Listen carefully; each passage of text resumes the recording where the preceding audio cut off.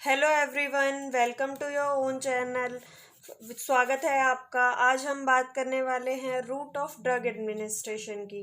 मतलब क्या है कि किस रूट से हम ड्रग्स दे सकते हैं किसी भी क्लाइंट को, ह्यूमन बॉडी में या फिर नॉर्मली किसी भी एनिमल में हम किस रूट से ड्रग्स एंटर करा सकते हैं। इसका मतलब ये है, मेनली इसको दो में डिवाइड किया गया है रूट ऑफ ड्रग एडमिनिस्ट्रेशन को, जो कि है first one is local and second one is systemic.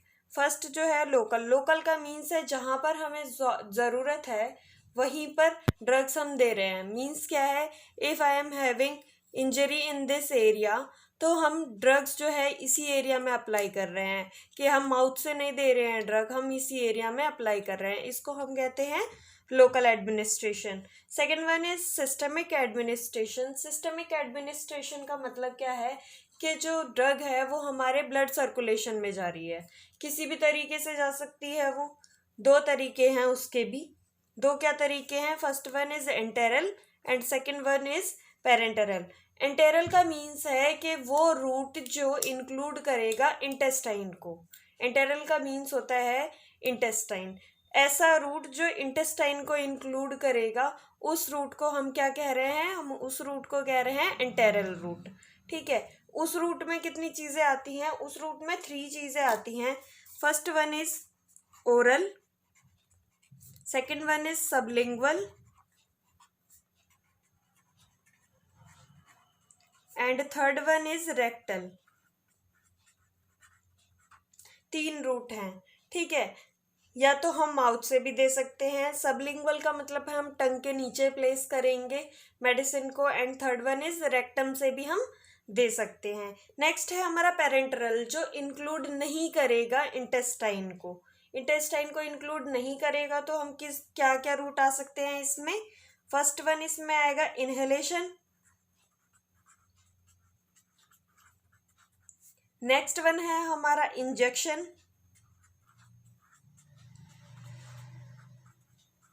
And third one है हमारा ट्रांसडर्मल। मतलब क्या है, या तो हम लंग्स के थ्रू भी दे सकते हैं या फिर हम इंजेक्शन भी दे सकते हैं। इंजेक्शन कैन बी IM और IV, इंट्राडर्मल, सबकुटेनियस, कुछ भी हो सकता है। नेक्स्ट है हमारा ट्रांसडर्मल, स्किन के अंडर हम प्लेस करेंगे। स्किन के अंडर प्लेस करते हैं, जैसे TB वगैरह के लिए हम डायग्नोसिस करने के लिए प्लेस करते हैं ट्रांसडर्मल्स। ठीक है, तो ये जो चीज़ें हमारी पेरेंटरल रूट में आएंगी। इतना समझ आया कि रूट कौन से टाइप के थे। मेनली 2 टाइप के रूट थे। फर्स्ट वन हमारा लोकल टाइप था एंड सेकंड जो था हमारा सिस्टमिक था। ठीक है, सिस्टमिक को भी हमने 2 में डिवाइड किया, एंटेरल एंड पेरेंटरल। इतना समझ आया हमें कि ये रूट हैं, बट इन रूट को हम आगे पढ़ेंगे। अभी नेक्स्ट वीडियो में हम लोग पढ़ेंगे कि कैसे, मतलब कितना वास्ट जाएंगे इसमें थोड़ा सा। ठीक है, तो अभी के लिए हमें क्या जानना है कि कुछ ऐसे फैक्टर्स हैं जो डिपेंड करते हैं, जो हमें बताएंगे कि हमें किस रूट से मेडिसिन देनी है। ठीक है, तो ऐसा तो है नहीं कि हम हर पेशेंट को सेम रूट से मेडिसिन दे सकते हैं। ठीक है, या एक ही पेशेंट को हर बार हम सेम रूट से मेडिसिन दे सकते हैं, ये पॉसिबल नहीं है। तो इसके लिए कुछ फैक्टर्स हैं कि किस कंडीशन में किस रूट से हम मेडिसिन देंगे। तो हम आज उन फैक्टर्स को एक बार डिस्कस करेंगे कि वो फैक्टर्स क्या हैं। ठीक है, तो हम वो फैक्टर्स एक बार देख लेते हैं क्या फैक्टर्स हैं। First one is characteristics of drug.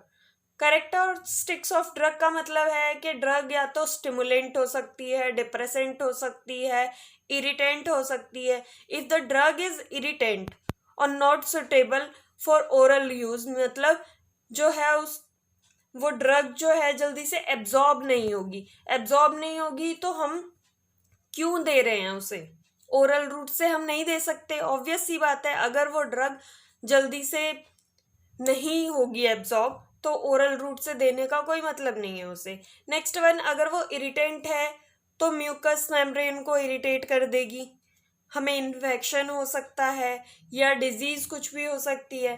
तो इसलिए ये डिपेंड करता है। First one characteristics of drug बताएगी कि हमें किस रूट से लेना है।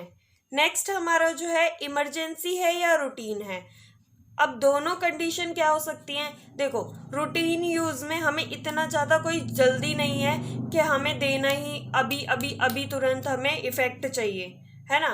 मीन्स अगर हमें थोड़ा सा फीवर है तो हम पैरासीटामोल ओरली ले सकते हैं, ठीक है।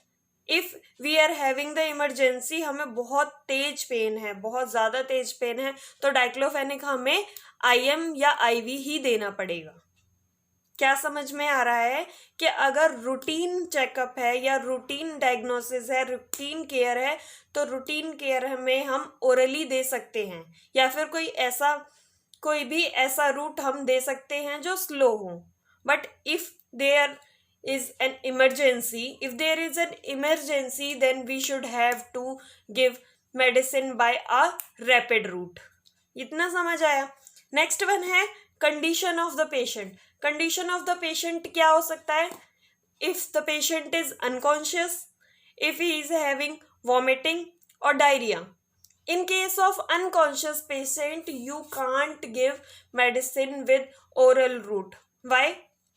वहाँ पे रिफ्लेक्स नहीं है, स्वेलोइंग रिफ्लेक्स नहीं है वहाँ, और अगर स्वेलोइंग रिफ्लेक्स नहीं है तो ड्रग अगर लंग्स में चली गई तो प्रॉब्लम हो सकती है। समझ आ रहा है।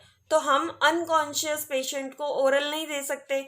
If the patient is having vomiting, तो आप ओरली उसे मेडिसिन नहीं दे सकते हैं। क्यों नहीं दे सकते उसको ओरली? उसको पहले से ही वॉमिटिंग हो रहा है, आप उसको मेडिसिन दोगे तो वो तुरंत वॉमिट कर देगा, ठीक है। डायरिया के केस में आप मेडिसिन ओरली नहीं दे सकते, ओरली या फिर रेक्टली नहीं दे सकते इन केस ऑफ डायरिया, ठीक है। अगर उसे डायरिया है, you are giving him medicine with oral route, okay. अगर आप ओरल रूट से दे रहे हैं तो वो तुरंत ही पास कर देगा, ठीक है। Next one is age of the patient. You can't give medicine to a 3 months children और 3 month बेबी या 2 days baby that this much medicine you can't give ना। मतलब क्या है मेरे कहने का कि इतने छोटे बच्चे को आप सॉलिड मेडिसिन नहीं दे सकते, आपको उसको पीस के देनी पड़ेगी, पानी में मिला के अलग अलग तरीके से देते हैं जब हम, ठीक है। तो क्या समझ आया कि एज पे भी डिपेंड करता है। एसोसिएटेड डिजीज मतलब कि कोई ऐसी डिजीज है उसमें हम मेडिसिन दे रहे हैं, किसी भी हम फीवर के लिए मेडिसिन दे रहे थे बट उसको साइड इफेक्ट हो सकता है, उसको कुछ ऐसी एलर्जी है कि उसे इससे साइड इफेक्ट है, तो हम क्या करेंगे, एसोसिएटेड डिजीज में हम नहीं दे सकते। नेक्स्ट वन है पेशेंट या डॉक्टर की चॉइस। ज़्यादातर टाइम हम क्या कहेंगे कि डॉक्टर की चॉइस चलती है। मान लिया डॉक्टर ने कह दिया इंजेक्शन लगना है, बट हमारा पेशेंट ही ढीठ है, उसने कहा मैं इंजेक्शन नहीं लगवाऊंगा तो नहीं लगवाऊंगा। कई बार केसेस में ऐसा होता है, बच्चे मना कर देते हैं, कहते हैं मुझे इंजेक्शन नहीं लगवाना है, तो हम उसे इंजेक्शन नहीं दे सकते। ये पेशेंट राइट में है ना, right drug, right time, right dose, right route, ठीक है। पेशेंट के खुद के भी तो राइट्स होते हैं ना, उसने अगर मना कर दिया तो हम उसे इंजेक्शन नहीं लगा सकते। क्या समझ में आ रहा है कि चॉइस भी काम करती है। डॉक्टर अगर कह रहा है कि हाँ टैबलेट फॉर्म में देना है as comparison to powder form, तो टैबलेट फॉर्म में ही दिया जाएगा। बट अगर पेशेंट ने कह दिया मुझे इंजेक्शन नहीं लगवाना, तो उसे इंजेक्शन नहीं लगाया जाएगा। वेदर हम उसे एक बार बात कर लें कि हाँ पेन नहीं होगा या जो भी है, बट उसका पहले का ही एक्सपीरियंस खराब है तो वो नहीं लगवाएगा, ठीक है।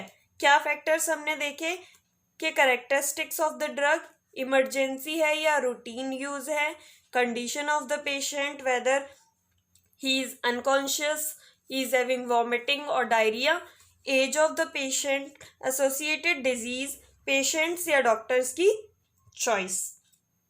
तो आज का हमारा वीडियो इतना ही था। आगे की वीडियो में हम बताएंगे, लोकल रूट को डिस्कस करेंगे, तो उसके लिए बने रहे हमारे साथ। और प्लीज़ अगर वीडियो अच्छी लगे तो लाइक कर देना, सब्सक्राइब कर देना, शेयर कर देना, और बाकी खुश रहो। Thank you so much. This is Neha Sharma.